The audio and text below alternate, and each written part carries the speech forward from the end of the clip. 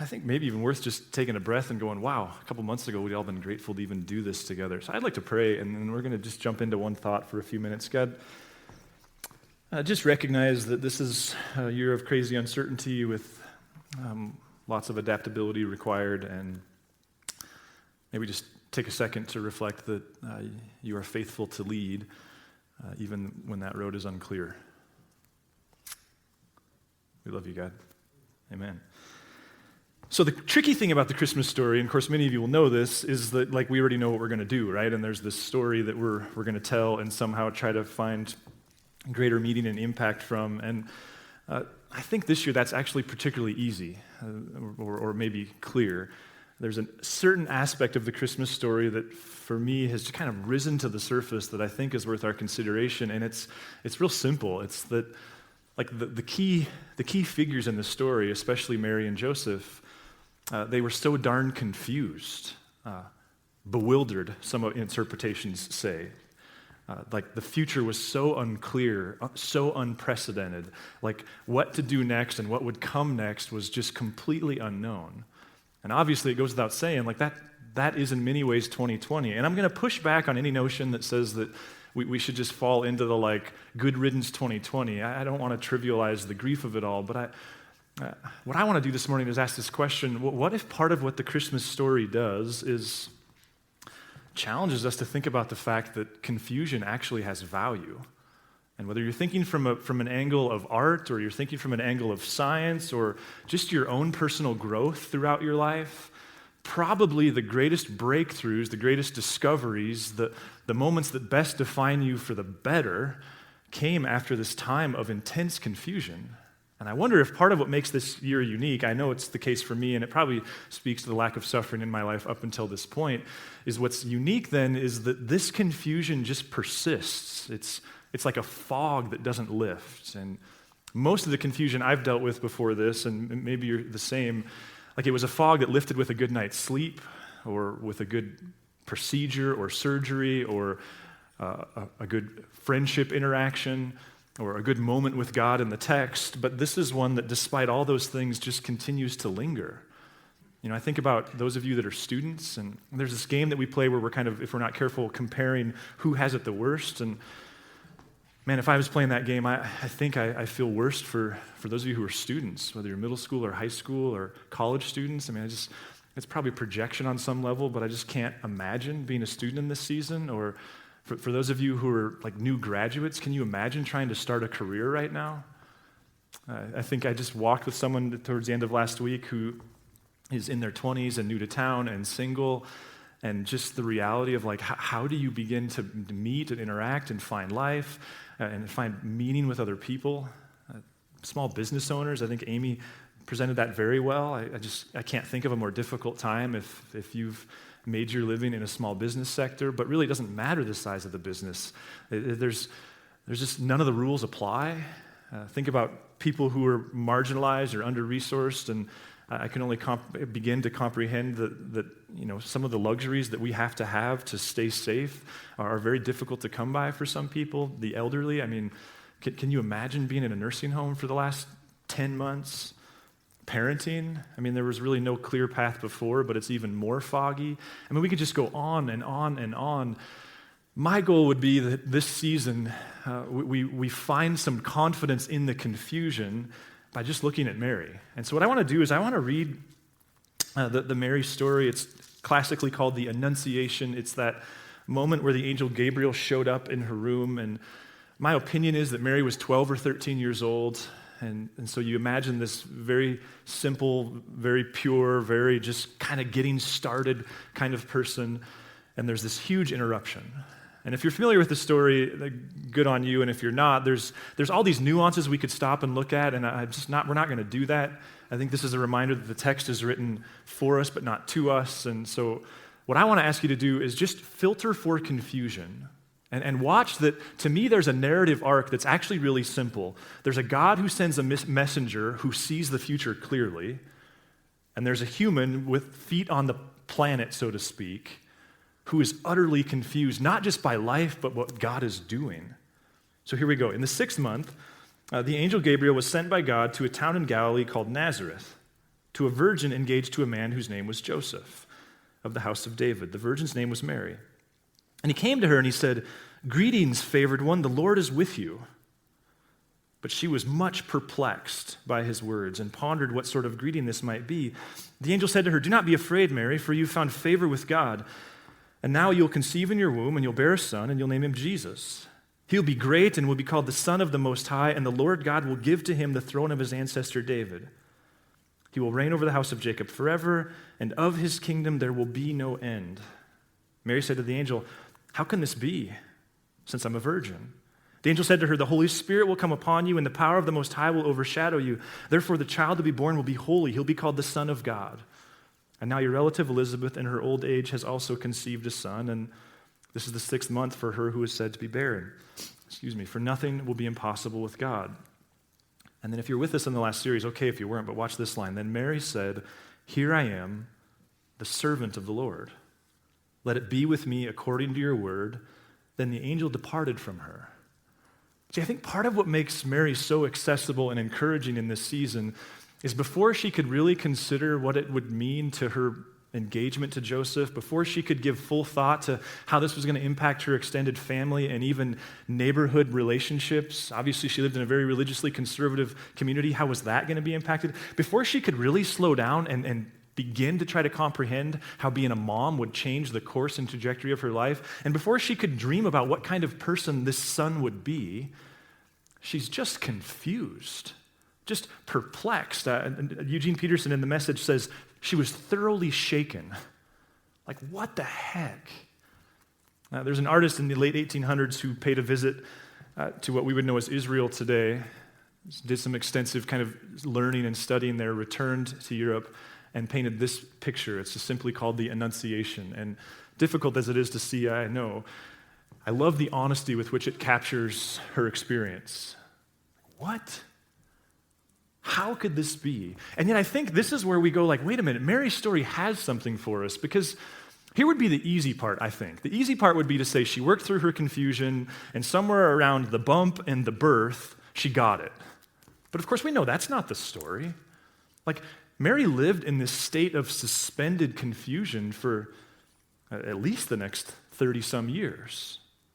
But she didn't quit, she didn't stay, she didn't do nothing. She moved forward. And here's to me what's maybe encouraging and maybe we can latch onto for a source of hope. All the iconic things that we now love about the Christmas story, the copper, the frankincense, right? Like, all those things, the virgin birth, like almost every aspect of the story that are what make it memorable and meaningful today are the parts that when they originally occurred were utterly confusing.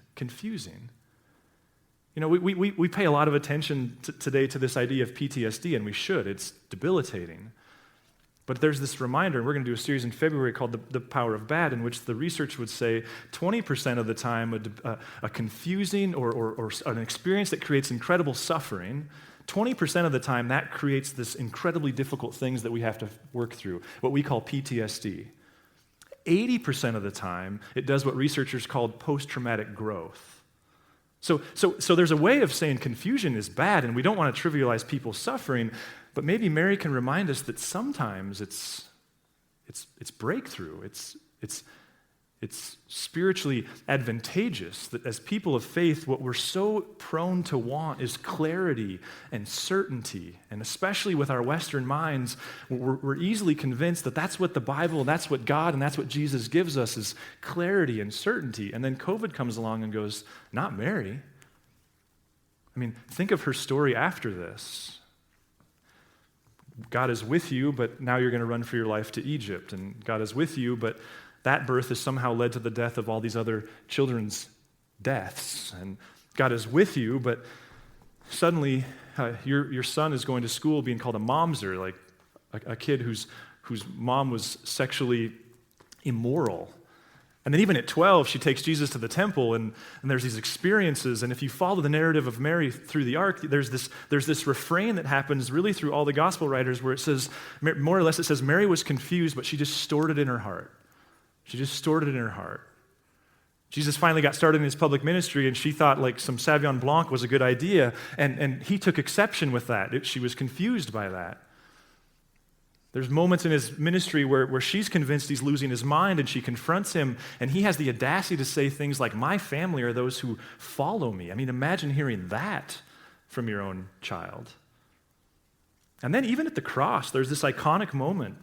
Mary, perhaps the only or one of the only people standing at the cross, not looking up at Jesus, but probably eyeball to eyeball as we better understand the archaeology. Her son experiencing the kind of death that the Romans had to invent a word for because it was so painful. They invented this word excruciating to describe it. And as much as I would be among those who believe that that moment was a decisive moment in human history where death lost and evil lost and new creation found a whole new beginning and sin was dealt with by God, Mary didn't walk away from that day understanding any of that. Her confusion, I would have to think, was at an all-time high in that moment. So here's the question, and this is actually going to launch us into a series in January where we're just going to deal with this question, and I think we're calling it this. It's this idea of what if confusion plus attention equals growth? And what if the real challenge of what it means to be an adaptable human, and listen, I'm the worst at this, is learning to be more hospitable towards confusion, which doesn't mean it's always good, but it also doesn't mean it's always bad. And there was a particular story for me that all of the COVID experience, I'm convinced the day I die, it'll go back to this moment. There's this article that I had read last January. So in January of 2020, I was assigned by a professor to read a particular article, and because it was more of an academic thing, I didn't really do the devotional work with it, but this article, among the many that I was assigned, as you know, we all know that experience, it was particularly exceptional. In fact, if you email me, I'll send it to you. It's just absolutely an amazing article. And what had happened was I read it in January and went, wow, this is Christmas Eve of 2020. Like, this is good stuff. It's kind of the way that stuff works for me. And then I put it in my system, and I have a system that reminded me in September that I needed to take a study day and I needed to work on Christmas Eve. And so I did all of that, and I pulled this article up because, again, I had all these prompts to remind me of that, and I read the article, and I was like, whoa. This is crazy how appropriate this is in this COVID situation, and I think with Christmas. The article is written by a guy who's a spiritual director, but he's also a high school chemistry teacher. And in the article, he tells the story that the first day of class, and of course chemistry is one of those classes that, I mean, I'm among them. You can avoid it in high school if you want. You just call the state's bluff that you have to take it to get into college. Many of us, I called that bluff. So you've got a particular class of people in this place, right? So first day of class, he looks at this, by class I mean a particular type of student, I guess is what I meant there. He looks out at the student body and he says, okay, first day, what's the second most important thing that has to be true before you can learn anything? Now, my assumption is that he has the type of skill, and the question is odd enough that it elicits this great conversation, and there's this pushing back and forth, and this conversation that happens, and eventually, in his expertise, he leads them to this realization that before you can learn anything, you actually have to be confused. Whether we're talking about vaccines, or we're talking about art, or we're talking about emotional breakthrough, or we're talking about progress in a relationship, until you're stymied, you can't learn. And then he says, okay, so what's the first most important thing? And again, this long conversation follows, and eventually what comes out in this interaction is, well, you have to be paying attention.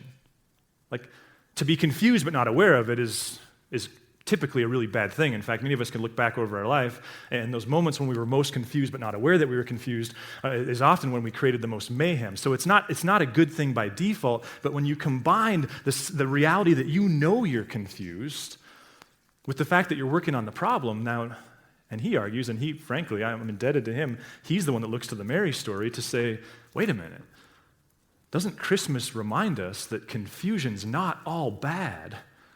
We don't have to wear the socks that say explicit things about 2020. We could embrace 2020, grieve what appropriately needs to be grieved, but also to go, wait a minute. Maybe there's some cultural good that comes from our level of intense confusion. I'm convinced that the church in North America is going to be way better because of this. I'm not sure what it's going to look like, but my conversations lead me hopeful that what God is doing in our midst is a great thing, albeit painful. What if confusion plus attention really does lead to growth? See, for me, where this was helpful, and this is where it kind of transcended Christmas Eve and got personal for me, was on the one hand, I was already aware that there were these moments where I would just obsess on the problem. And part of it was because I'm a church planner by background, and I started youth groups and different things. And so in my head, I have this large ego that says, I like to start things. And if you get used to starting things, then the very nature of that is your ego forms around being on the leading edge of things. And so I had to acknowledge part of the reason why I want to solve the problem of what's next in the church is because I don't want to get past. I want to keep us and me on this leading edge. And so there was this moment of confession, like sometimes I want to solve the problem because I want to look good.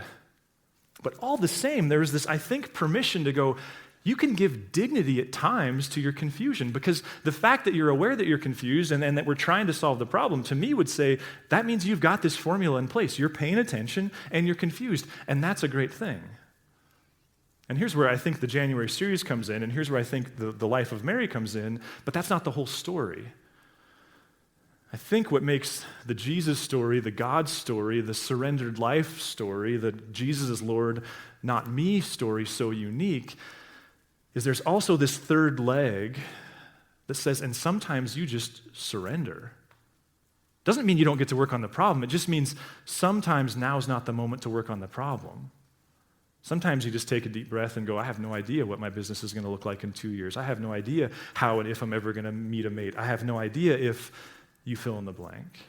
And for me, it's created this rhythm of, okay, God, in this moment, on this bike ride, on this run, in this particular moment, is what you're asking of me to be solving the problem, because I'm giving dignity to the confusion and the obsessing and the round and round and round and the conversations. I had a couple of them this week where it's like, I'm so excited to have this conversation, like, what's non-negotiable about Narrate? And you get to the end of the conversation, you're like, I don't know.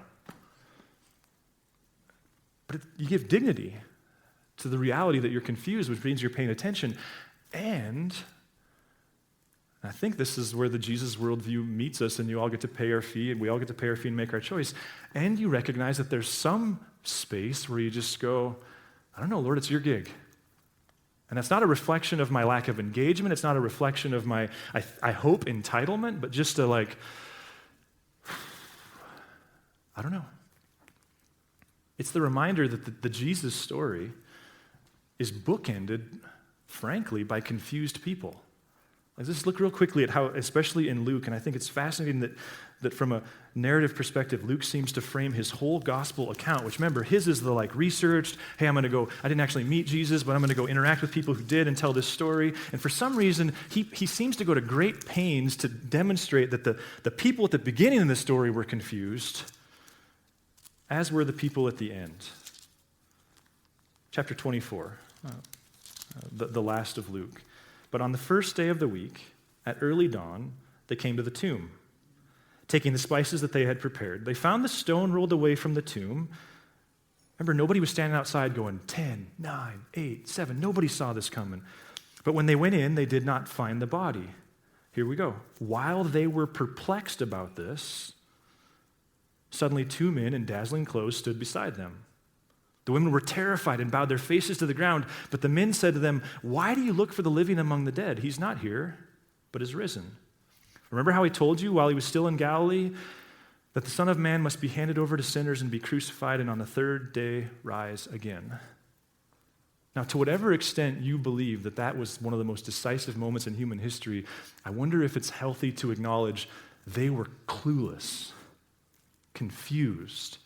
The fact that 2,000 years later we're in this place, a part of this historic movement called Christianity, says that the confusion eventually lifted, but not immediately.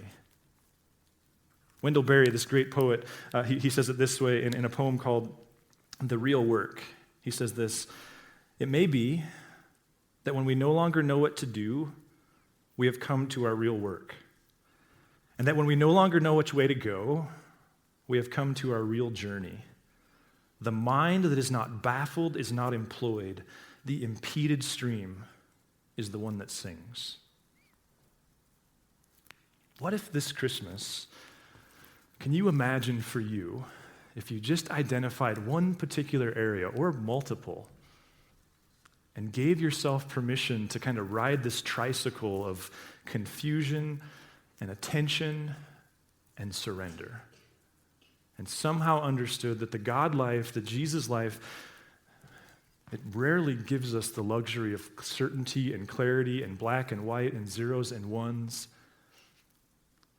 but it invites us into this relationship that's very human, a God who needs us engaged in the world and its problems, and also very divine, a God who needs us to recognize that his goodness supersedes our brokenness. And could you imagine if we collectively as a culture, in your particular sector, in every sector, and in every vein of culture, in government, in politics, in medicine, in school, if in every sector we, rather than kick the dirt and just wait for life to return to when we weren't confused, we did the work of deeply engaged in the confusion and also very, very aware that our control, no matter what our view of God is, our control is not what we once thought that it was.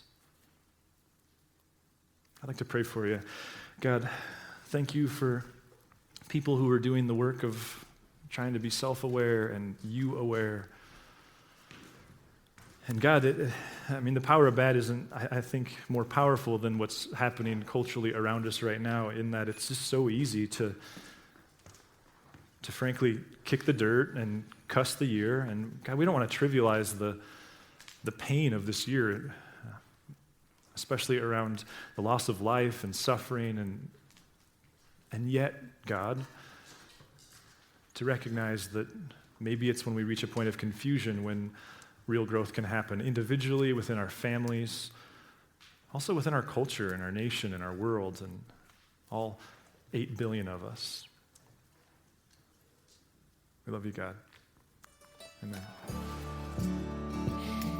If you would like to learn more about Narrate Church, find us at narratechurch.org or look us up on Facebook and Instagram.